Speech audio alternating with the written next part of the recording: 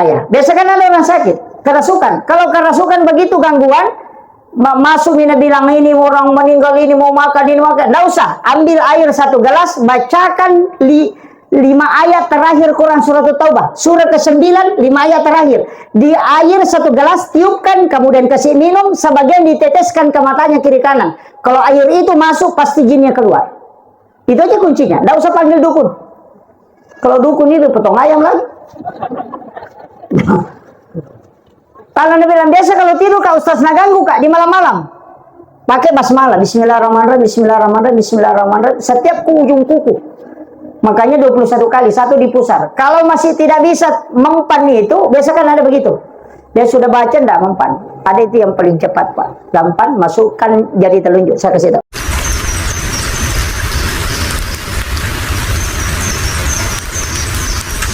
Assalamualaikum warahmatullahi wabarakatuh.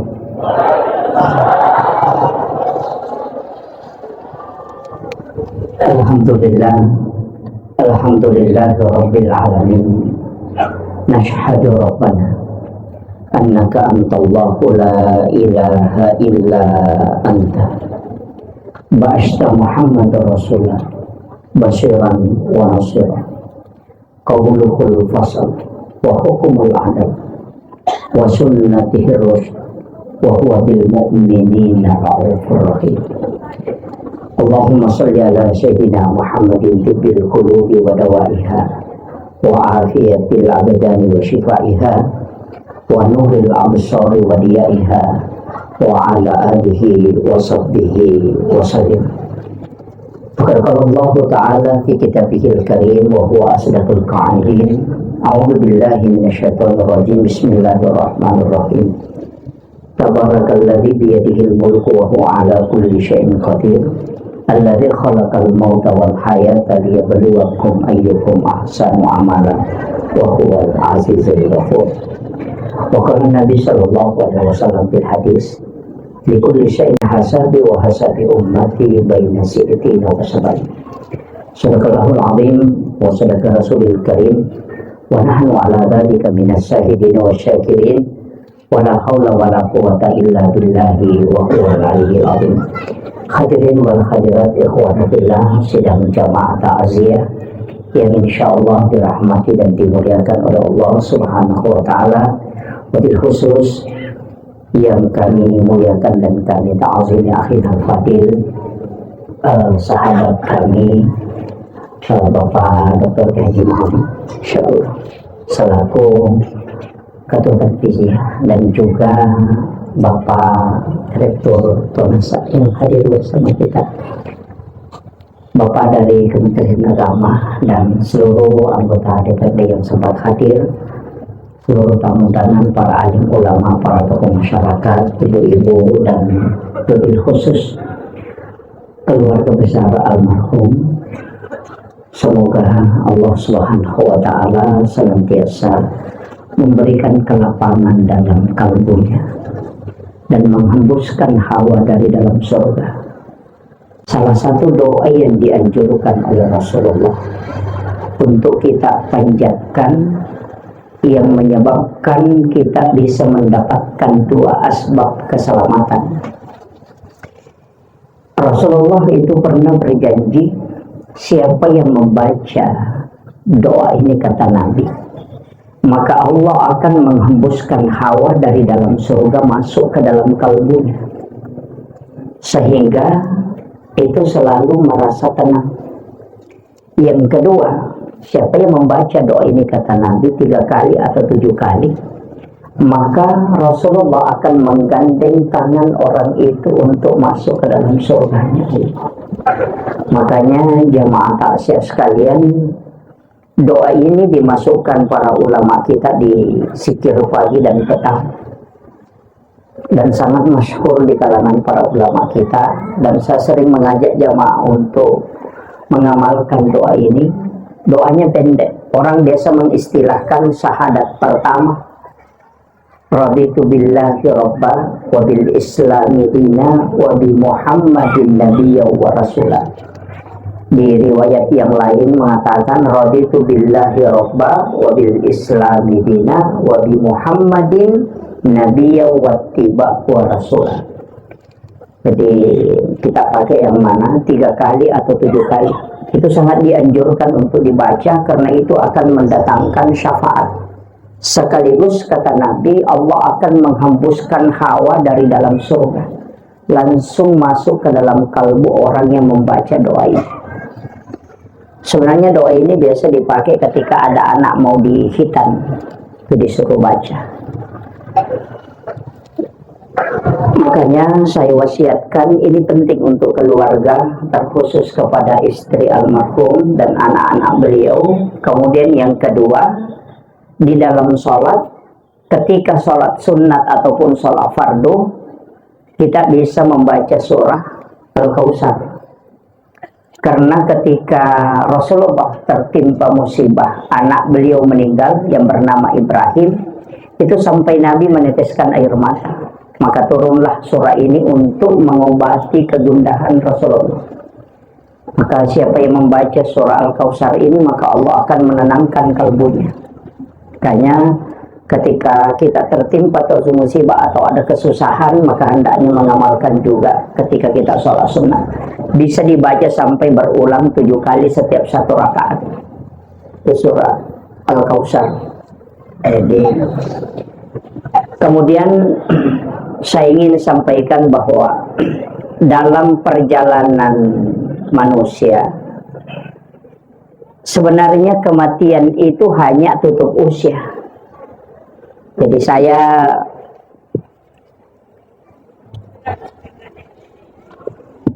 agak lepas tadi. Jadi sebenarnya kematian itu hanya tutup usia. Tapi untuk amal kebaikan orang yang sudah meninggal itu tidak tertutup. Makanya kalau orang meninggal kita mengatakan tutup usia. Keliru itu mengatakan setelah orang meninggal itu sudah selesai urusan. Nah, itu jadi masalah. Di dalam Al-Quran itu disebutkan kan innama tuwaffawna ujurahum yaumal qiyamah. Jadi kitab catatan amal itu tidak akan tertutup kecuali dunia ini kiamat. Makanya dari situlah kenapa amal jariah itu sangat penting. Keluarga yang ditinggalkan melakukan kebaikan itu penting. Karena semua amal kebajikan yang dilakukan anak itu orang tuanya dapat, yang disebut dengan syafaat pahala. Makanya semakin banyak anak itu semakin banyak rezeki. Bukan rezeki bawa rezeki uang, tidak, tapi rezeki kebaikan. Bahkan Rasulullah mengatakan siapa yang meninggalkan 2 atau 3 anak perempuan yang ahli ibadah, maka ibu bapaknya tidak disentuh api neraka. Itu jaminan. Jadi syafaat itu tidak dari Rasulullah saja, tidak. Al-Quran bisa menjadi syafaat, ulama bisa menjadi syafaat. Kita yang dari DDI ya ada guru kayak Jabdur Rahman Abodale yang kelas waliullah. Yang dari Nahdlatul Ulama ada Hadratus Syekh Hashim Asy'ari, ada Kiai Khalil Bangkalan. Yang dari Muhammadiyah ada Kiai Ahmad Dahlan. Karena ulama itu bisa memberi syafaat. Anak perempuan itu bisa memberi syafaat. Jadi jangan katakan hanya syafaat mutlak itu dari Rasulullah, tidak. Jadi memang ada beberapa itu yang bisa memberikan syafaat. Al-Quran bagi penghafal Al-Quran ya bisa memberi syafaat. Walaupun nanti ada ulama mengatakan ya kalau dia hafal sampai meninggal, kalau dia lupa itu jadi masalah. Karena penghafal Al-Quran yang lupa hafalannya itu paling berat siksaannya, karena dia akan dimasukkan ke dalam api neraka dan itu akan keluar api dari mulutnya. Makanya berat itu. Makanya penghafal itu kita sering mengatakan, wah sudah hafal alhamdulillah, itu yang bahaya. Makanya ada ulama kita mengatakan bagi hafiz Quran mestinya mentelaki di hadapan Allah. Artinya khatamkan Al-Quran dalam sholat. Seperti Imam Abu Hanifah 2 kali menghatamkan Al-Quran sehari semalam. 1 kali di dalam sholat dan 1 kali di luar sholat. Ya. Jadi tapi itu tidak mudah. Ya.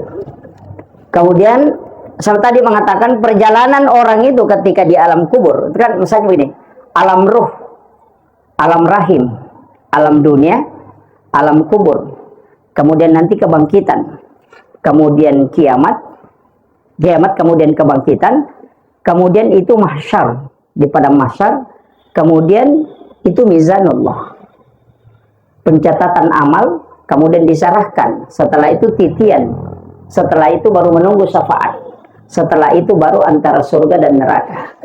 Jangan pernah pikirkan ini yang dua, yang terakhir. Surga neraka itu akhir perjalanan. Surga dan neraka itu Pak bukan tujuan kita. Makanya semua kalau kita sholat pasti membaca inna sholati wa nusuki wa mahyaya wa mamati lillahi rabbil alamin. Di situ bukan lil jannah, bukan juga di khofinnar, bukan. Jadi di situ lillahi rabbil alamin. Makanya yang paling pokok semua ibadah adalah rahmat. Dan orang mau masuk surga itu kuncinya cuma dua.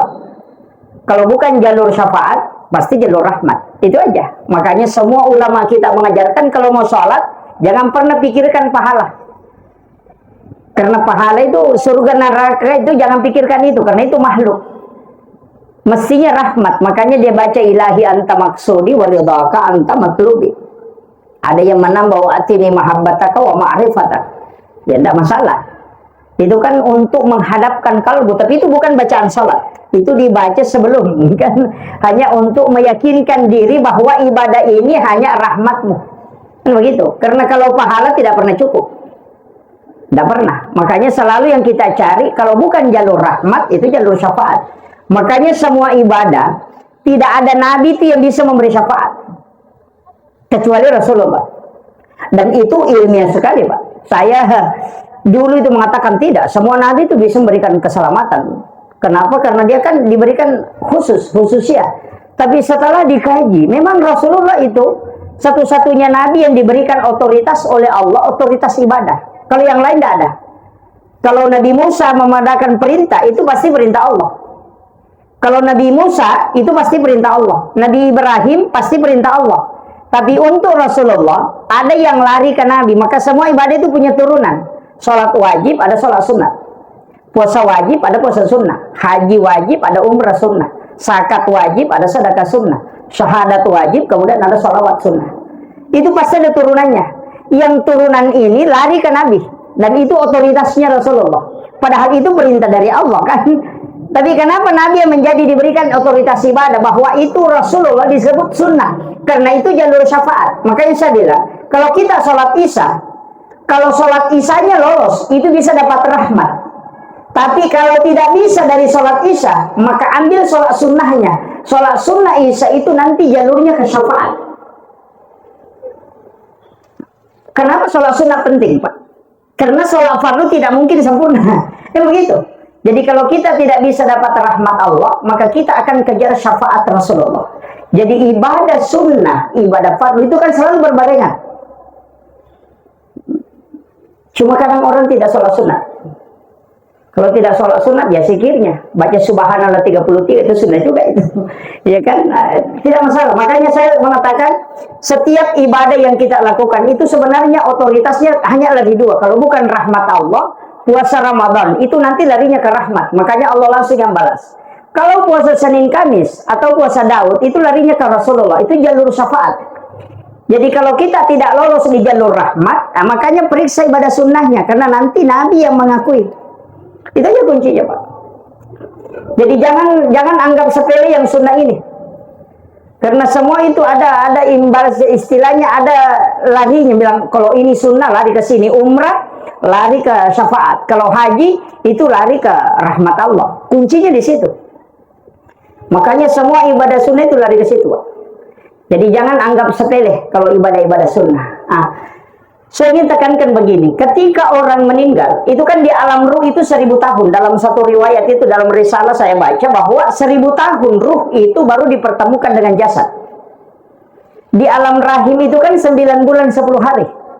Itu surga pertama. Makanya orang sebelum ketemu di alam rahim jasadnya, sebelum ketemu itu disebut kematian pertama.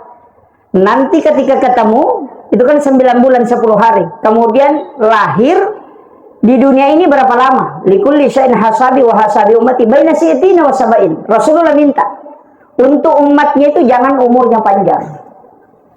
Saya terus terang jarang berdoa minta umur panjang, hampir dipastikan tidak minta. Walaupun orang tidak masalah, saya tidak salahkan. Karena Nabi minta, untuk umatku jangan panjang umurnya. Jangan ikuti nabi-nabi terdahulu yang ada sampai 800 tahun umurnya. Ada 300 tahun, bahkan ada yang tembus 1000 tahun. Nabi tidak inginkan itu. Makanya dia mengatakan, likulli syai'in hasabi wa hasabi ummati baina si'tina wa sab'in. Setiap segala sesuatu itu ada waktunya. Dan untuk umat itu antara 60-70 tahun. Makanya ketika ada orang umurnya 60 tahun kemudian dia meninggal, umur antara 60 sampai 70, jangan bersedih. Karena itu Nabi yang memanggil. Saya sering sampaikan orang, ketika ada suami kita, ada istri, ada keluarga meninggal di umur antara 60-70, jangan bersedih. Itu seakan-akan Nabi sudah minta, ya Allah umur umatku ini antara 60-70, ketika meninggal di situ berarti doanya Nabi di situ tembus. Dan jangan bersedih karena Nabi yang memanggil itu. Itu aja kuncinya. Tapi kenapa Pak? Antara 60-70, Nabi tidak menginginkan kita lama berdosa kalau berdosa. Bayangkan kalau umur 800 tahun, nah main judi Pak, minimal 700 tahun main judi. Kan begitu?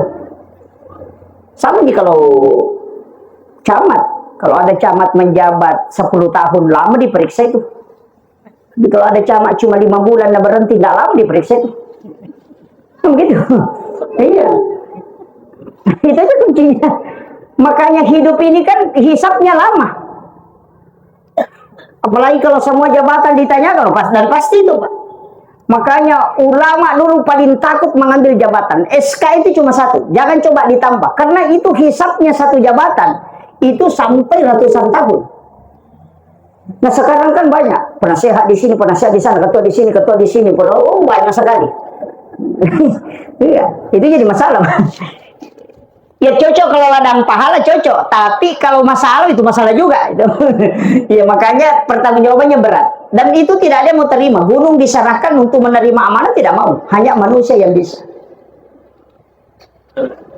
Makanya setiap tarikan nafas, makanya Sayyidina Ali mengatakan, seandainya bukan karena ini amanah dan ini tidak bisa saya mundur untuk tidak menerimanya, sesungguhnya jabatan khalifah ini jauh terhina, lebih mulia liur anjing dibanding jabatan saya. Itu kata Sayyidina Ali. Lebih makan jakmu pi bebek kilo na aswina ya jabatanku. Karena liur anjing ketika menetes di tanah tidak akan ditanya oleh Allah kalau di hari kemudian. Tapi setiap tarikan napasku semenjak menjadi khalifah, itu pasti ditanyakan. Tapi jangan takut ambil jabatan ini. Nanti melepaskan semua jabatannya itu jadi masalah lagi. Kemudian, kita hidupkan begitu. Kemudian Nabi kan minta memang supaya tidak panjang, supaya tidak lama dihisab. Kalaupun berdosa tidak lama. Kemudian karena umurnya pendek, itu kesempatannya Rasulullah minta kepada Allah supaya pahala kita dilipat gandakan. Makanya menjabil hasanati falahu asru amsalihha. Siapa yang melakukan satu kebaikan, maka Allah akan balas menjadi 10. Kemarin mungkin di antara kita banyak yang berkurban, dan kurbannya patungan. 1 ekor sapi 7 orang, 7 nama. Itu kadang orang mengatakan, wah salah juga itu Ustaz kalau 7 nama. Tapi kan 1 ekor sapi itu nanti ditunggangi 7 orang. Saya bilang itu kalau hitungan dunia. Tapi Allah kan mengatakan satu kebaikan saya balas 10. Makanya 1 ekor sapi itu jadi 10 ekor. Makanya kalau 7 nama itu kan masih ada 3 sisanya tuh. Makanya boleh diambil 1/3 untuk dia makan, karena yang 3 ekor ini masih dia bagi. Itu kuncinya sebenarnya. Itu hitungannya itu pas sekali tuh. Walaupun sebenarnya kurban ini yang dipakai standar minimal, bukan standar maksimal. Makanya saya sering sampaikan kalau camat, bupati, jangan masuk 7 ekor, 1 ekor sapi baru 7 orang. Jangan, keliru juga itu. Sama Pak Desa, Pak. Kalau Pak Desa ambil 1 sapi, jangan masuk juga 7 nama. Iya. Karena itu standar minimal, artinya 1 ekor bisa untuk 7 orang. Itu yang paling rendah. Ke atasnya tidak dibatasi, 1 ekor 1 orang, 10 ekor 1 orang, 100 ekor 1 orang, tidak masalah ketika mampu. Makanya Nabi Ibrahim itu berkurban 1000 ekor kambing, 100 ekor unta. Dan itulah yang menyebabkan malaikat bertasbih. Makanya saya kemarin mengatakan ketika melihat kurbannya Pak Presiden, ya, saya tidak menghina, melihat kurbannya Pak Presiden itu luar biasa, dengan sapi dengan harga 500 juta ya, dengan sekian ton. Saya mengatakan itu rugi Pak. Ruginya karena pahala binatang kurban itu dihitung dari bulunya. Coba, kalau dia sembeli 10 ekor sapi dengan harga 25 juta, kan bisa kalau 500 juta kan dapat 20 ekor. Mana lebih banyak pahalanya itu bulunya itu yang 20 ekor daripada 1 ekor. Yang begitu. Kalau kita mau hitung pahala kan, makanya ada ulama mengatakan mesti cerdas beribadah. Jangan melihat besarnya. Nabi Ibrahim itu dikagumi para ulama, dikagumi malaikat, bukan karena besar untanya, bukan, tapi karena banyaknya yang dia sembelih. Kan begitu. Makanya orang-orang kaya ini jangan pilih bilang paling besar ya. Baguslah kalau besar, tapi coba kejar. Kalau pahala dihitung ke bulunya, coba rugi kalau satu kan. Coba ini. Apalagi kalau daging, oh sudah 1 ekor 500 juta. Palingan dagingnya 1 ton. Kalau beli 20 ekor, kan begitu. Makanya kalau hitung pahala, dari sinilah ibadah kita. Karena kita kan nggak lama hidup, hanya antara 60-70 tahun. Itu kuncinya Pak. Makanya harus cerdas. Sama aja dengan ibadah. Cari kesempatan. Oh ini yang besar pahalanya. Temu ke situ. Itu kan banyak. Kemudian untuk almarhum, saya ingin kasih tahu begini. Ketika orang meninggal, satu yang tidak pernah pindah, itu jasa. Itu yang tidak pernah pindah. Jasa yang tidak pernah pindah, Pak. Jika anaknya dermawan, atau bapaknya yang dermawan, maka nggak bisa pindah itu ke anak. Nggak bisa. Jadi makanya orang kalau mau dikenang selamanya, cukup itu perbanyak jasa. Bukan memperbanyak harta. Orang yang banyak hartanya bisa dibilangi tamak. Sebenarnya makanya kalau mau jadi orang baik gampang Pak, cukup dermawan. Jadi tidak usah menunggu kaya. Sebenarnya harta itu tidak pernah merubah sifat orang. Jabatan itu tidak pernah merubah sifat orang. Saya selalu bilang bahwa jabatan dan harta tidak pernah merubah sifat orang, hanya mempertegas identitasnya seseorang. Ketika ada orang sombong ketika ada jabatannya, Nabi bilang dulu tidak sombong, sebenarnya sombongnya juga dulu cuma tidak nampak. Iya.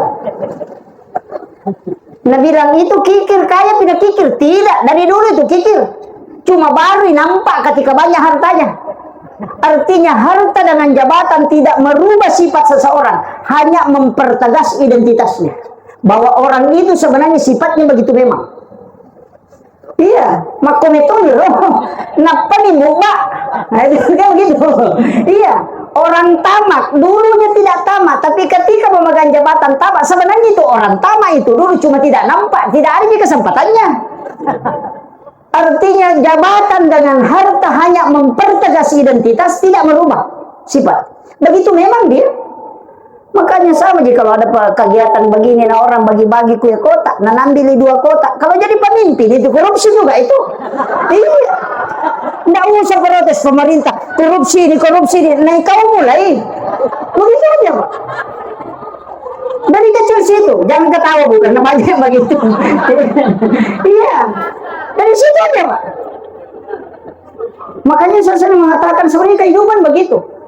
Makanya kenapa ulama kita dari dulu menguji, ada istilahnya preferensi itu, ya, menguji Umar bin Abdul Aziz kan tidak mentes bilang harus begini-begini, tidak. Nah kasih saja biji kurma, ini biji kurma kau ambil, siapa mau jadi gubernur, datanglah mendaftar, dikasih biji kurma, tidak ditanya, dikasih saja, tanam itu, nanti 2 bulan kau datang ke sini, dia tanam, kemudian kasih kembali, sekalinya pulang, kurmanya ada yang 3 lembar, ada yang 2 lembar, ada yang tidak tumbuh. Nah bilang itu yang 3 lembar, bilang, oi sayang ini karena saya paling subur kurmaku. Itu yang 2 lembar, nah bilang, oi tipis harapan ini. Yang tidak tumbuh itu cuma diam. Dikatakan, wah itu tidak tumbuh, kenapa datang? Mestinya tidak datang. Apa kata Umar bin Abdul Aziz? Yang menjadi gubernur, khalifah, menjadi pimpinan, bupati kalau kita, ini yang tidak tumbuh kurmanya. Tanya, kenapa bisa? Protes ini, Palestina bilang, itu biji kurma yang saya kasih ke 2 bulan yang lalu, saya sudah masak, tidak mungkin tumbuh. Iya, saya sudah masak, tidak mungkin tumbuh. Berarti kau mengakali demi mengejar jabatan. Kalau kau jadi pemimpin, kau halalkan segala macam cara. Ini yang satu, dia sudah tanam, dia lihat tidak tumbuh. Lama baru berpikir, oh ini bisa diakali. Dia mengakali, artinya kalau kau jadi pemimpin, kalau mau selesai korupsi juga kau. Begitu. Makanya yang jujur yang dipilih. Kan begitu. Makanya dulu kan begitu ulama kita memuji. Makanya orang mengatakan man lam yashkur qalilan falam yashkur katsiran. Siapa yang tidak syukur yang sedikit, kalau banyak juga. Kalau ada orang miskin bilang kalau saya kaya, jangan percaya. Biar kaya begitu toh. Iya, jadi siapa yang tidak gemar bersedekah di waktu dia dalam keadaan susah, pasti di saat dia kaya pun tidak. Itu kuncinya, Pak. Karena memang itu dari dalam, bukan dari luar. Ini kuncinya. Makanya saya katakan tadi, jasa almarhum ini dikenal orang, dan kita lihat banyak karangan bunga dan banyak keluarga yang datang, itu karena jasa beliau. Jasanya, bukan karena hartanya, tapi jasanya. Dan itu menjadi catatan untuk kita. 40 aja orang yang mendoakan, itu sudah luar biasa. 100 orang yang mensolati, pasti ada orang beriman dan waliullah di situ. Dan itu ada jaminan. Makanya untuk keselamatan orang itu banyak jalurnya, bukan satu. Makanya saya sering mengatakan, jangan memponis orang dalam masuk neraka, tidak. Banyak jalurnya. Dia punya 2 anak perempuan ahli ibadah. Nabi sudah mengatakan, diperlihatkan saja api neraka, tidak. Cuma anak perempuan ya, kalau anak laki-laki tidak. Mohon maaf. Iya.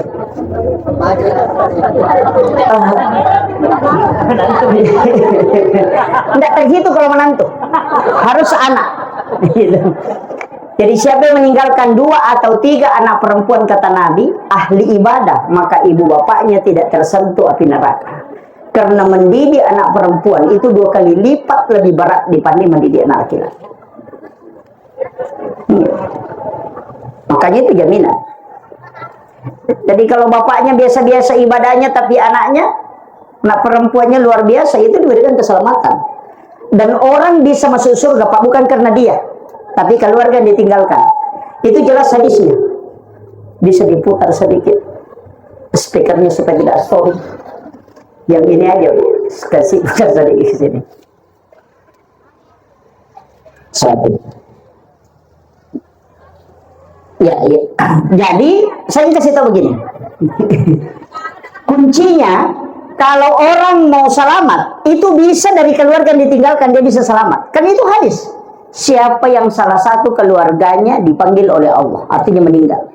Kemudian keluarga yang tinggalkan bersabar menerima apa yang ditetapkan oleh Allah, maka tidak ada balasan bagi orang yang meninggal itu kecuali surga di sisi Allah. Coba. Agama itu luar biasa, Pak. Makanya kalau kita masuk neraka itu fatal betul. Iya. Betul, Pak.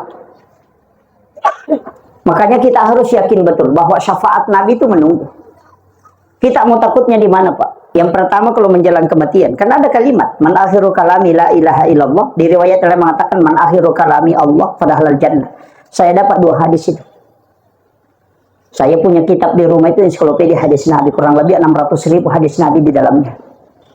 Itu saya temukan memang 2 riwayat, Pak. Yang masyhur itu man akhiru kalami la ilaha illallah padahal jannah. Tapi di ulama tarekat itu jarang dipakai itu. Justru yang dipakai di kalangan ulama tarekat, man akhiru kalami Allah padahal jannah. Kenapa? Karena ada kehati-hatian. Ketika kita membaca mengatakan la ilaha kemudian meninggal. Apa maknanya itu? Tidak ada Tuhan. Coba. Tapi kalau dia mengatakan Allah, itu pasti. Makanya orang yang membaca la ilaha illallah, ya kalau mampu, kita tuntun dia. Kalau dia tidak bisa lagi membaca la ilaha illallah, maka cukup. Berajarkan dia, talkinkan dia dengan kalimat Allah. Allah.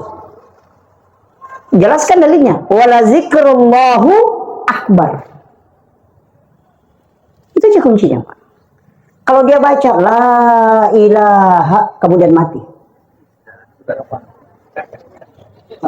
Tidak ada Tuhan. Makanya sama dengan kalimat la ilaha illallah. Kalau kita mengatakan la ilaha illallah, benar-benar tidak ada Tuhan. Makanya di situ kalimatnya harus panjang.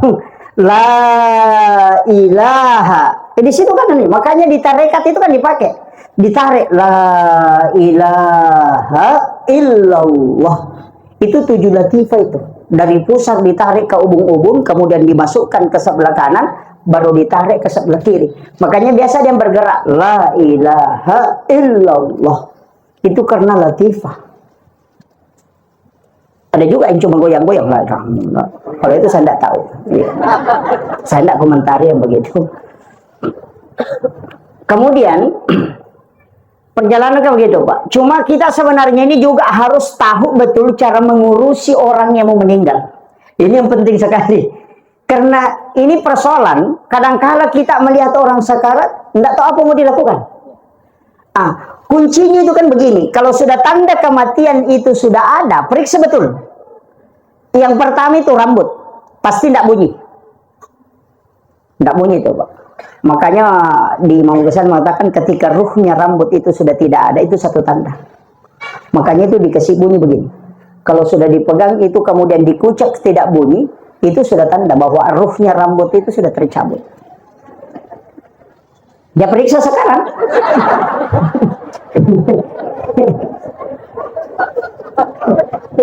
Itu tanda, Pak. Makanya ulama dulu kita, orang tua itu yang pernah pelajari, kalau datang melihat orang sakit, itu dia usap kepalanya. Sambil ngomong, insya Allah, mudah-mudahan. Tapi dia periksa itu, nanti ke belakang dia kasih begini. Kalau enggak bunyi, dia akan perhatikan yang lain. Itu hidung, Pak, itu tidak akan ketemu.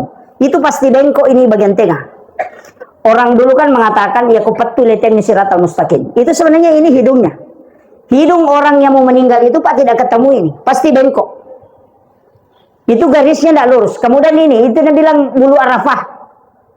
Ketika dia lari turun, daun telinga yang di sini di ujung atas itu pasti hitam. Kemudian lihat kuku. Itu tanda. Dan itu diperiksa betul, Pak. Sebenarnya banyak kan orang mengatakan, oh ini tidak lama lagi. Nah bilang, ini orang tidak sholat bisa tahu. Ya kenapa anda pelajari? Sama aja dokter. Biar tidak sholat, dokternya bisa tahu penyakit jantung ini. Karena hitam di bagian matanya. Nah begitu, kalau ilmunya pernah dipelajari, biar orang tidak sholat bisa tahu. Tapi kalau dia tidak pernah pelajari ilmunya, biar bangun sholat tahajud setiap malam, dia tidak akan tahu. Kan begitu aja. Itu aja kuncinya. Kadang-kadang kita kan mengatakan, oh tidak usah percaya karena dia tidak sholat. Oh bukan, lain itu. Karena memang ada ilmunya. Di situ dipelajari betul. Mulai dari rambut tidak akan bunyi itu 40 hari. Kemudian ketika ada keringat, itu akan jatuh dari bagian atas itu ke ujung sulbiah dan itu dingin seperti air es. Kemudian hilang. Kemudian akan gemetar, mulai dari ujung kepala itu gemetar sampai ke ujung kaki itu kayak merinding. Tapi ketika kita mengingat kematian itu langsung hilang. Itu 70 hari. Sama juga ketika orang bermimpi melihat dirinya keluar dari dirinya, hitung langkahnya. Kalau dia kembali berarti itu tanda Anda akan naik rezekinya. Tapi kalau dia tidak kembali itu tanda kematian. Dan itu tidak melenceng, Pak. Hitung langkahnya itu. Itu nggak tahu orang dulu, makanya dia bilang, oh tinggal saya ini ndak hanya bulan ini. Dia sudah tahu, karena itu ada tandanya. Cuma karena tidak sering kita mati, sehingga tidak paham. Makanya seandainya bilang sering mati, ditahu bilang mau kak mati ini. Sama juga orang mau tidur tuh, kalau sudah ada matanya dia bilang mau kak tidur ini. Kenapa? Karena sering tidur. Kan begitu, Pak. Makanya ilmu karena berulangnya sesuatu. Makanya orang yang sering menghadapi orang sakarat itu biasa banyak yang dia tahu. Nah bilang, oh tanda-tanda biasanya begini. Tapi jangan kasih tahu orang. Dia bilang, begini kemarin mati begini. Sudah, jangan. Kasih semangat. Makanya kalau misalnya orang sudah tidak kita lihat kayak tidak ada respon, itu miringkan ke kiri. Miringkan dulu ke kanan, bagian kirinya di atas, baru lepas. Kalau dia tergantung bagian pinggulnya ini tidak rapat itu, Pak. Orang yang mau meninggal itu terangkat bagian sini. Itu tidak rapat di lantai. Iya, bisa ditahu itu Pak. Dan ulama kita dulu kan ajarkan terbuka itu. Maka mengatakan disembunyikan itu kalau saya kasih tahu aja, karena daripada kita menghadapi orang sakarat kita tidak tahu. Makanya ketika orang sudah kita lihat tersisa, bacakan surah Yasin. Surah Yasin itu bukan singgah di salamun qaulan min rabbir rahim, bukan di situ. Tapi tempat yang paling bagus itu mendoakan ketika sampai pada kalimat mubin. Itu 7 kali dalam surah Yasin. Fi dhalalim mubin. Sehingga baru doakan, ya Allah ketika ini penyakit terakhir untuk beliau, maka mudahkan dia menghadapi kematiannya. Tapi ketika bukan penyakit terakhir, maka jadikan syafaat surah Yasin ini sebagai penyembuh terhadap penyakit yang dialami. Jadi itu surah Yasin bukan pembunuh. Iya, Nabi aku bacakan mati nanti, itu tidak dibacakan. Tapi ketika orang tidak ada respon, kan biasa itu tidak ada respon. Kayak apalagi kalau biasa matanya begini, melihat ke kiri, melihat ke kiri. Nah, biasa orang Makassar bilang, ada yang tunggu. Itu sebenarnya orang, Pak. Istilahnya ini togi makanya pusing. Dia tidak tahu dia mau kemana. Iya, makanya di saat itu penting sekali dituntun. Tapi yang dibacakan bukan surah Yasin. Itu dibacakan surah Ar-Ra'd. Jangan bacakan Yasin. Ketika ada orang begini-begini matanya, itu jangan bacakan Yasin. Bacakan surah Ar-Ra'd, tapi dibacakan dengan suara lirih, jangan keras. Itu akan tenang itu. Jadi itu tidak sembarang dibacakan bilang harus surah Yasin, tidak. Harus dilihat juga keadaannya. Nah, kemudian ketika orang meninggal, itu kan kuncinya kan di situ. Dari ujung kaki sampai lutut, dari lutut sampai ke pusar, dari pusar sampai ke kerongkongan. Ketika orang sakarat, ganti pakaiannya yang bagus, yang agak bisa longgar sedikit, kemudian wudukan dia. Karena siapa yang ada wudunya kemudian meninggal, maka dia mati syahid. Kemudian siapkan sedikit air minum. Setiap dia tersiksa, itu ambilkan air sedikit untuk kita kasih minum.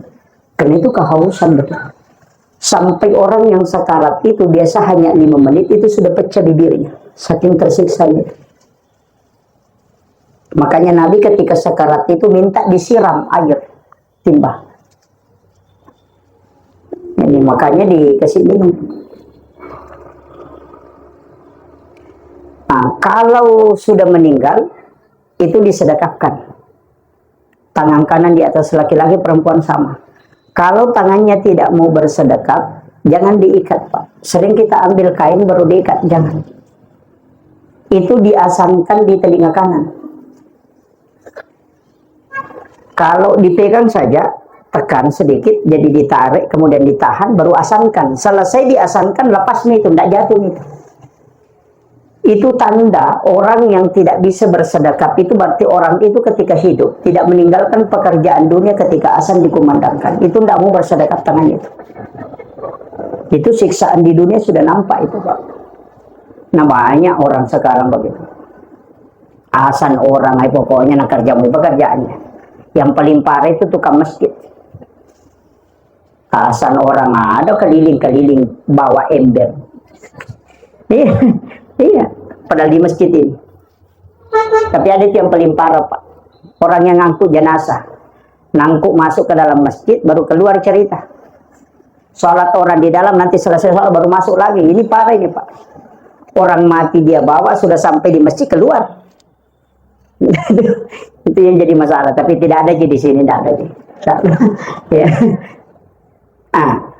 Sedekapkan tangannya, tutup matanya dengan membaca Bismillahi ala millati wa sunnati Rasulillah.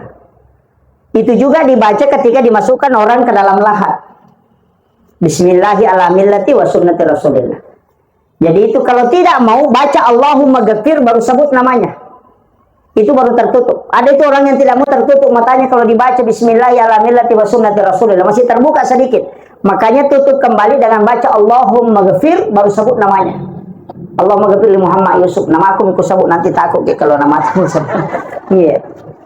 Nah, setelah itu disunnahkan dan lebih utama ketika seorang laki-laki yang meninggal, itu laki-laki juga yang memandikan. Tapi boleh silang laki-laki yang meninggal tapi perempuan yang memandikan ketika dia itu adalah anaknya ataupun istrinya. Makanya Rasulullah sebelum meninggal itu pernah berwasiat kepada istrinya, ketika aku lebih dulu meninggal maka kau yang memandikan aku. Tapi ketika engkau lebih dulu meninggal maka aku akan memandikan engkau. Dan itu menjadi konsensus di ulama bahwa ketika suami meninggal, afdalnya sebenarnya istrinya memandikan di bagian tengah. Tapi kebalikannya, kalau istri yang meninggal, suaminya tidak boleh memandikan di bagian tengah. Kalau bilang kenapa dan tidak boleh, saya juga tidak tahu. Iya. Cuma secara umum garis besarnya bahwa ketika laki-laki yang meninggal, laki-laki yang memandikan. Dan itu anak-anaknya, tidak usah ambil orang yang memandikan, mestinya kita. Karena apa yang ketika dia hidup dia malu, di saat dia meninggal juga begitu, Pak. Malu kalau dilihat orang. Itu kan pandangan rohnya kan tembus. Maka saya kasih tahu, memandikan jenazah itu paling gampang, Pak. Sama dengan orang hidup itu. Jadi caranya kasih baring, cuma begini. Kadang kita keliru. Ketika ada orang meninggal, sudah meninggal, kita sedekapkan, tutup matanya, baru ambil kain biasa ditutup, kain putih, baru ditinggalkan. Oh, keliru betul itu. Mestinya 10 menit atau 15 menit setelah orang meninggal, kembali lagi ke situ, ke jenazah. Gerakkan semua pergelangannya. Gerakkan pergelangan tangannya, sikunya digerakkan, tangannya digerakkan, kemudian dimasukkan tangan di bawah punggungnya, kemudian sedikit diangkat naik, kemudian kakinya juga. Semua pergelangannya itu digerakkan supaya nanti ketika dimandikan itu seperti orang hidup yang semua badannya tidak keras. Kadang-kadang kita kalau memandikan itu keras badannya begini, karena orang meninggal kita tidak kembali menggerakkan itu setelah 10 atau 15 menit. Sama dengan jenazah yang mau dikasih bermalam. Ketika ada jenazah mau dikasih bermalam, jangan dimandikan. Karena kapan dimandikan, maka dia berubah menjadi jenazah. Tapi ketika tidak dimandikan, maka itu al-mautah. Ingat ya. Maka ada mengatakan, enggak, dimandikan orang sakit. Mandikan dulu. Nah, bukan orang sakit memandikan, orang mati itu. Kayak gitu. Besanogi maka dia otomalasai. Nah, ternyata malasai, nah dia otomatis. Makanya Rasulullah mengatakan bersihkan, bukan dimandikan. Kalau mau dikasih bermalam, ambil kain, basahi, baru pel badannya yang kita anggap ada kotorannya. Setelah itu dikasih bermalam, jangan dimandikan. Karena kapan dimandikan langsung berubah menjadi jenazah. Karena orang yang meninggal belum diurusi itu al-mautah. Tapi ketika sudah diurusi, dikremasi, itu berubah menjadi jenazah. Makanya hadisnya mengatakan asra'u bil janazati, tidak mengatakan asra'u bil mautakum. Ini penting saya sampaikan. Makanya kalau mau kasih bermalam, jangan dimandikan. Dipel saja badannya supaya bersih. Nah, kalau memandikan jenazah, itu diangkat badannya sekitar 40 derajat, punggungnya. Kemudian ditekan sedikit bagian pusarnya ke bawah. Kemudian kiri kanan, tapi jangan dikasih keras. Itu dengan lembut. Kemudian, makanya orang yang membersihkan di bagian tengah itu biasa pakai kos tangan. Makanya dimasukkan tangan itu ke dubur. Itu sampai di sini. Itu membersihkan, karena dubur itu tertutup di bawah, kosong di tengah, tertutup di atas. Makanya disebut al-ainanu bikamus syai'. Itu tertutup, maka ada kotoran di sini bagian tengah. Itulah yang dibersihkan. Kalau itu bersih, rapat sendiri. Baru ambil sedikit kapas, kemudian tutup. Setelah itu baru diwudukan. Setelah diwudukan, baru dimandikan. Nanti selesai dimandikan, kalau mau diwudukan kembali boleh. Tapi ulama fikih mengatakan cukup yang pertama. Dan ingat, jenazah tidak pernah batal wudunya siapapun yang menyentuhnya. Yang batal itu yang menyentuh, bukan yang disentuh. Itu. Ada yang mengatakan, sudah diwudukan, jangan kau sentuh. Oh, itu tidak. Di fikih Imam Syafi'i, fikih Imam Malik, fikih Imam Abu Hanifah, bahkan di kitab Syafi'i itu tidak batal wudunya jenazah. Yang batal itu yang menyentuh. Ini makanya kan biasa begitu. Yang kosan itu sudah diwudukan, batal nanti wudu, diwudukan kembali itu. Jenazah itu tidak batal wudunya. Makanya setiap yang sudah memandikan jenazah disunnahkan mandi. Semua yang sudah menyentuh jenazah disunnahkan berwudu. Itu kan, itu aturannya itu. Kalau sudah dimandikan, kita biasa kalau memandikan di sini begitu juga ya, atau terbalik, dimandikan dulu baru dibersihkan kotorannya. Bersihkan dulu baru dimandikan. Wudunya di terakhir atau di pertama? Pertama. Biasa juga pakai terakhir. Sama di kita kalau mau mandi, pergi dulu WC buang air kotoran, baru berwudu, baru mandi. Sama gitu. Tidak ada bedanya. Begitu juga. Kalau kita pakai sabun di sini, sabun apa?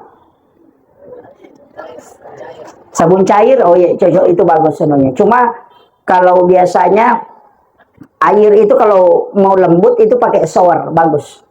Disambung saja ke selang, pakai shower itu supaya lembut menyiramnya. Dan itu tidak banyak air pakai. Kalau biasa kita pakai air galon, itu kan karena sudah steril, karena sudah ada kapur barusnya dan juga bisa hitungannya ganjil, itu tidak masalah. Jadi itu yang kalau sudah dimandikan kemudian dikafani, kemudian ini penting juga. Sab sholat jenazah itu disunnahkan 3. Disunnahkan 3. Kemudian mengantar jenazah jangan di depannya. Bahkan ada ulama fikih mengatakan itu tidak terhitung mengiringi jenazah ketika di depannya. Makanya kecuali sopir mobil ambulans, itu kan jadi masalah kan? Tidak bisa di belakangnya. Iya. Karena dalam konsensus fikih, dalam ini kalau kita ngaji fikih, jenazah itu adalah imam. Jenazah itu adalah imam. Makanya ketika sholat jenazah, itu jenazah berada di posisi depan imam.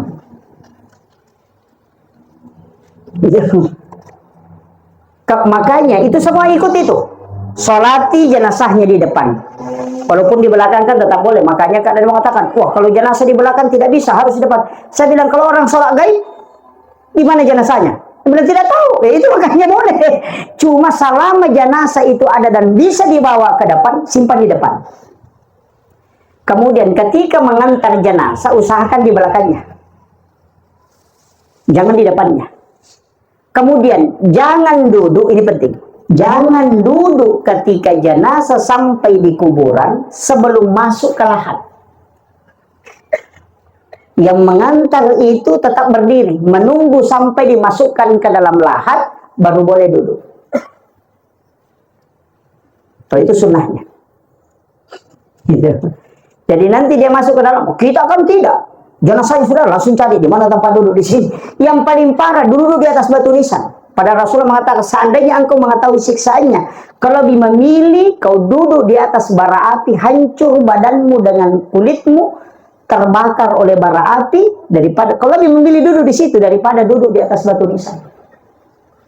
Makanya aturan orang masuk ke kuburan itu persis aturan masuk ke rumahnya orang hidup. Mau masuk ke rumahnya orang, buka sandal. Mau masuk ke kuburan, buka sandalmu.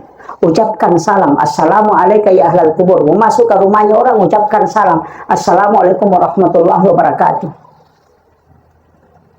Itu persis sama. Aturannya jangan melangkahi nisan. Kalau ada orang duduk di situ jangan melangkahi itu. Dan itu persis sama.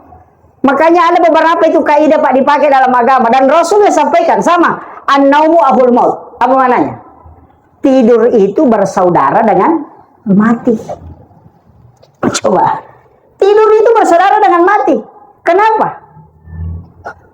Karena orang tidur itu kan orang mati. Benar ya, Bu? Kalau orang tidur mati ya? Hah? Kalau orang tidur Bu mati atau tidak? Tidak. Mati. Nah Rasulullah yang bilang, makanya doanya kan apa? Apa doa kalau mau tidur? Bismika Allahumma ahya wa amut.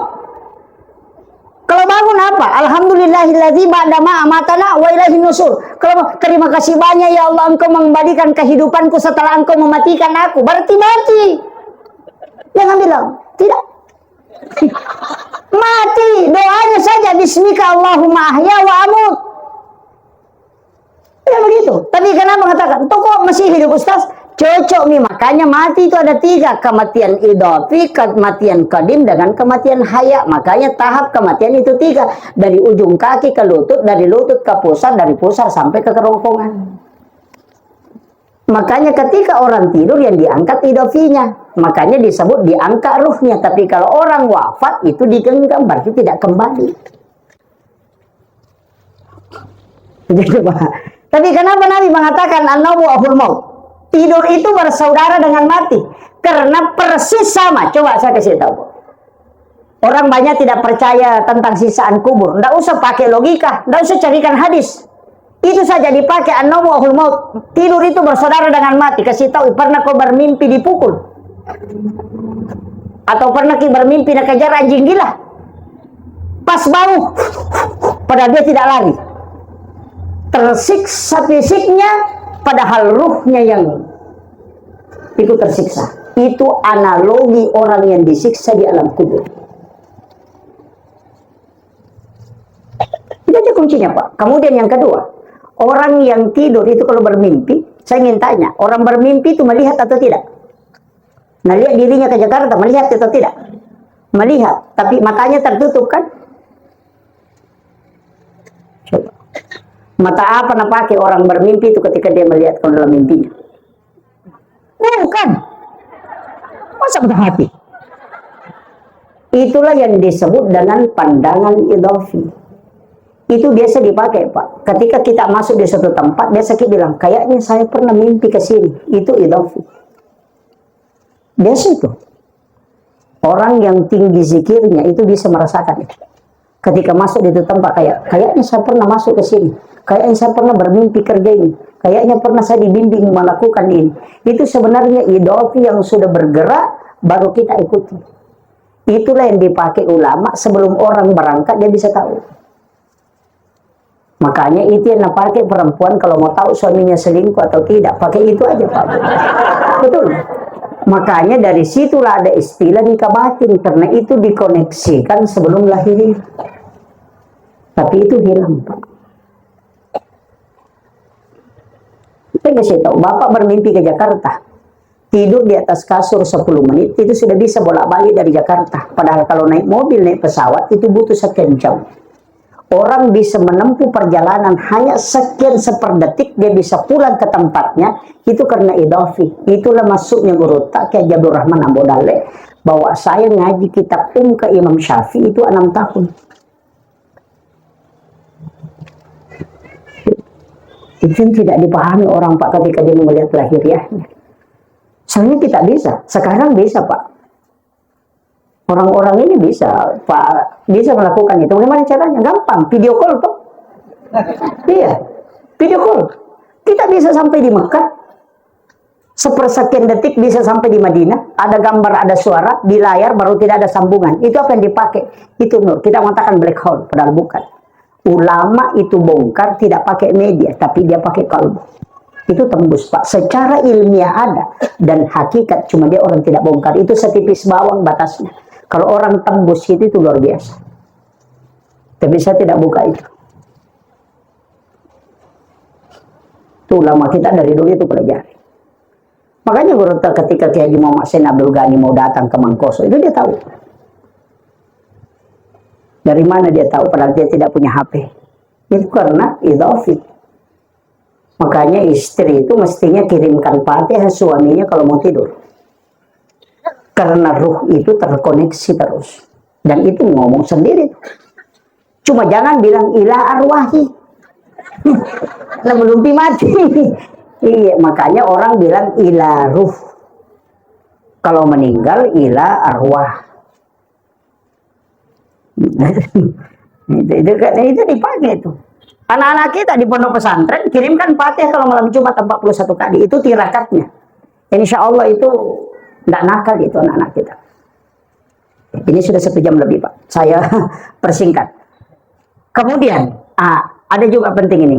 Kalau kita menggali kuburan, itu lahat di bagian bawah itu mesti rapat ke sebelah barat. Jadi lahat itu ada dua ya, rapat ke sebelah barat atau sekalian masuk ke dalam. Itu sekitar 40 cm dikasih masuk. Kalau tanah berpasir dan sering bergerak, masukkan lahatnya ke samping. Supaya di atasnya itu kan tidak bergerak. Kemudian kalau diisi tanah kuburan, itu jenazah tidak diinjak, karena dia di samping. Itu bihurmatil jenazah. Yang kedua biasa lahat itu bagian atas ketika kuburan itu berair dan tidak mau kering, tidak mau habis airnya. Selalu muncul air, sekalian kasih lewat galiannya ke bawah sekitar 40 cm, baru lahatnya di samping bagian atas. Jadi nanti jenazah diselipkan masuk, baru ditutup belakangnya, baru diisi air. Jadi dia tidak kotor terkena air karena agak di atas tinggal. Makanya guru kayak di Sanusi Baco almarhum Al-Maghfurlah ketika dimakamkan sih begitu, karena di tempatnya itu berair. Tuh. Jadi itu ulama kita kan memang jelaskan, karena memang sebenarnya itu tidak boleh kalau basah, harus ditimba anunya itu. Makanya kalau tidak bisa kering di situ ya seorang pakai doni. Kalau memang selalu berair dan tidak bisa diantisipasi airnya, dan memang kuburan di situ begitu ya, dipakai doni kan, untuk supaya dihormatil jenazah namanya, menghormati. Kemudian yang memasukkan ke dalam lahat, sebenarnya begini Pak, ini saya kasih tahu rahasia ulama sufi. Memasukkan ke dalam lahat itu yang paling bagus kalau ibunya, selama dia masih hidup, itu paling bagus. Kalau bukan ibunya, gurunya, mursyidnya kalau tarekat. Kenapa ibunya? Karena doanya itu yang tembus dan ikhlas betul. Ketika dia meletakkan anaknya, kemudian membaca Bismillahirrahmanirrahim wa sunnati Rasulullah, kemudian memohon kepada Allah supaya anaknya tidak disiksa, itu tembus doanya. Cuma sekarang orang takut, jarang berani mau orang masukkan ke dalam lahat. Bukan hanya karena tidak tahu bacaannya, mungkin takut juga. Padahal itu kan mudah, Bismillahirrahmanirrahim wa sunnati Rasulullah. Orang dimasukkan ke lahat itu dua versi Pak. Bisa dari utara ke selatan, bisa dari selatan ke utara. Ya, dua versi ya. Bisa kepalanya duluan turun ke lahat, ke lubang kuburan, bisa kakinya duluan. Makanya kalau orang gemuk, dia kakinya dulu supaya orang yang dibawa tidak tersiksa. Karena ringan. Tapi kalau orang dia misalnya si kurus masih mampu diantisipasi ringan, kepalanya dulu turun, baru kakinya. Makanya kalau kakinya kan tidak berat, nanti tinggal ditarik begini langsung turun badannya. Makanya itu dua-duanya dibolehkan. Saya dulu itu bingung, kenapa ada yang dari selatan ke utara, kenapa ada yang dari utara ke selatan. Nanti saya baca, oh ternyata ada penjelasannya. Bahwa ketika jenazah itu memberatkan ketika diangkat, mungkin karena orangnya gemuk atau besar, maka bisa dia dari utara ke selatan. Supaya kakinya duluan turun, itu ringan. Nanti badannya langsung turun ke bawah. Kemudian setelah itu kan ada tanah. Minha khalaqnakum wa fiha nu'idukum wa minha nukhrijukum taratan ukhra. Itu satu disimpan di bagian bawah pipi. Yang kedua bisa di dada, bisa juga di bawah dagu. Kemudian yang ketiga di ubun-ubun. Jadi jangan coba-coba disimpan di mata dengan disimpan. Jadi itu di bagian dada, di bagian kaki, kemudian ada di bagian kepala, dada, kaki. Ada juga empati di bawah pipi, kemudian di bawah dagu, kemudian di ubun-ubun. Setelah itu ambil tanah, itu dalam kitab ya, ambil tanah, bacakan inna anzalnahu 7 kali. Setiap 1 kali sampai itu ditiup. Kemudian yang di tangan kanan itu taburkan di bagian, menyentuh bagian kulitnya. Yang di tangan kiri taburkan di kain kafannya. Itu tidak akan kena azab kubur. Itu doanya. Setelah itu ditimbun, semua orang pergi, tinggal satu. Jangan pergi semua. Mesti ada orang tinggal satu orang terakhir. Jangan pulang. Sekitar 40 langkah orang tinggalkan itu tempat pemakaman. Ambil tanah yang pas lurus bagian kepalanya. Dianukan saja bilang di sini tadi bagian kepalanya. Bacakan inna anzalnahu 1 kali baru kembalikan. Ambil tanah dilurus di bagian pusarnya, bacakan inna anzalnahu baru kembalikan, baru ambil juga di bagian kaki, baru kita pulang terakhir. Itu yang bilang orang Bugis patan rakib buruk. Keluarganya tidak akan terganggu jin karim kalau itu yang betul. Itu aja kuncinya. Tapi orang terakhir. Biasakan orang langsung berlomba-lomba pulang, tidak ada mau tinggal. Mesti ada tinggal satu. Biasakan orang pakai bambu itu dibacakan dulu baru. Biasakan anak simpan memang di bambunya. Tapi kita orang terakhir, Pak. Orang terakhir pulang itu yang dibacakan. Kemudian ada satu yang saya lupa. Ketika memandikan jenazah, ada namanya itu kan mandi penutup. Biasa kita pakai ya. Yang air yang dikasih haruman itu kalau sudah dimandikan, biasakan ada air satu baskom itu satu ember, itu disiramkan kan? Dipakai itu di sini. Dibaca di doanya. Hah? Baca doanya tidak? Itu yang dimasuk dia sulap apa? Mandi empat sudah. Itu nasa dia sulap apa? Itu di kitabnya Sebojo itu ada. Itu yang dipakai. Itu bacanya, itu disiram dari bawah Pak, bukan dari atas. Jadi begini caranya. Ambil air itu diambil dari gayung, kemudian siram dari kaki. Itu ke atas, tapi dibalik. Itu istilahnya. Tapi apa yang dibaca? Gufranaka ya Allah wa ilaikal masir. Baru dimiringkan ke kiri supaya kanannya di atas. Baru ambilkan air. Gufranaka ya Rahman wa ilaikal masir. Baru miringkan ke kanan, makanya kirinya di atas. Baru ambilkan air lagi. Gufranaka ya Rahim wa ilaikal masir. Baru sedikit dicondongkan ke depan supaya bisa disiram punggungnya. Ambilkan air terakhir. Gufranaka ya Rabbana wa ilaikal masir. Itu yang disebut mandi penutup. Dihafal dia? Tidak dihafal. Gufranaka ya Allahu wa ilaikal masir. Gufranaka ya Rahman wa ilaikal masir. Gufranaka ya Rahim wa ilaikal masir. Gufranaka ya Rabbana wa ilaikal masir. Sudah hafal? Belum. Kalau begitu gufranaka ya dengan wa ilaikal masir kan sudah dihafal. Tinggal ditambah Allahur Rahmanur Rahim Rabbana. Sudah hafal. Kalau masih tidak hafal, parah betul itu. Iya, itu aja kuncinya. Makanya ya naruh nasat tadi surah apa itu mandi paling bersih. Ya itu nak ada di mandi hakikat. Itu tidak akan bau kalau itu nak pakai. Tapi jangan pakai untuk orang hidup ya, hanya orang mati. Nanti dipakai untuk orang hidup kalau itu kena gangguan gara-gara keluarganya meninggal. Ambilkan air 4 timba itu dibaca baru disuruh mandi. Berhenti. Karena yang mengganggu itu bukan ruhnya tapi jin karim, isinya bayangan. Ini kan bayangan ada isinya Pak. Itu disebut jin karim. Makanya kenapa Rasulullah itu tidak punya bayangan karena jin karimnya sudah diislamkan. Gitu. Makanya isinya itu bayangan ada. Itu jin karim itu. Dan itu persis sama. Itu bilang dukun. Oh datangnya almarhum mau maka. Oh sudah. Jangan percaya. Biasa kan ada orang sakit. Kerasukan. Kalau kerasukan begitu gangguan. Masuk mina bilang ini orang meninggal ini mau makan ini makan. Nggak usah. Ambil air 1 gelas. Bacakan 5 ayat terakhir Quran surat Taubah. Surah ke-9, 5 ayat terakhir. Di air 1 gelas, tiupkan, kemudian kasih minum, sebagian diteteskan ke matanya kiri kanan. Kalau air itu masuk, pasti jinnya keluar. Itu aja kuncinya. Nggak usah panggil dukun. Kalau dukun itu potong ayam lagi. Kalau bilang biasa kalau tidur Kak Ustaz ganggu Kak di malam-malam. Pakai basmalah. Bismillahirrahmanirrahim, Bismillahirrahmanirrahim, Bismillahirrahmanirrahim. Setiap ujung kuku. Makanya 21 kali, 1 di pusar. Kalau masih tidak bisa mempan itu, biasa kan ada begitu. Dia sudah baca, tidak mempan. Ada itu yang paling cepat Pak. Gampang, masukkan jari telunjuk. Saya kasih tahu. Di kitab masukkan jari telunjuk di langit-langit, kemudian tulis dari pusar. Namanya Umar bin Al-Khattab. Itu tidak akan diganggu sampai pakai.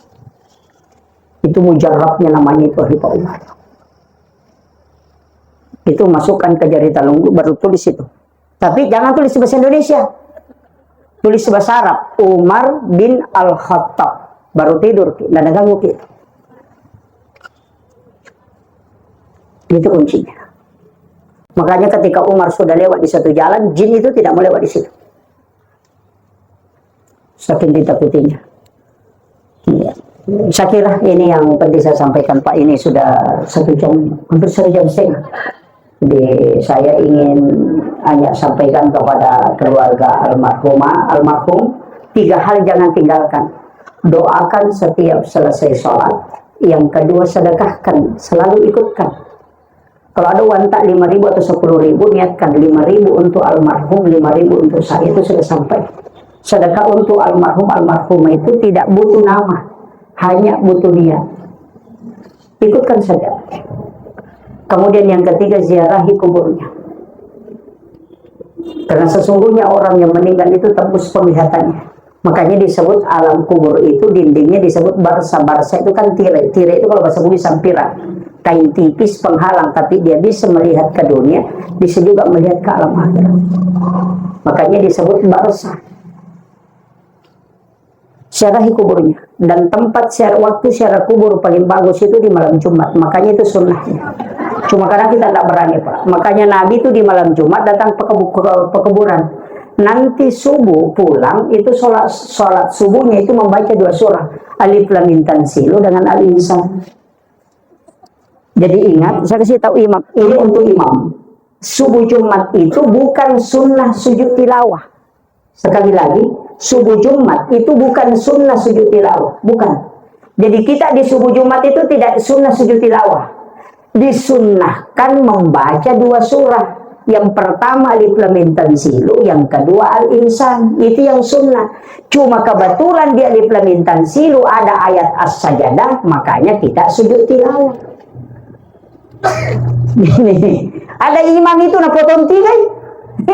Tidak nambil Alif Lam Mim Tanzilu, tidak nambil surah Al-Insan. Allah Ta'ala Al-Insan yang lam yakun syai'an mazkur. Kan tidak nambil itu.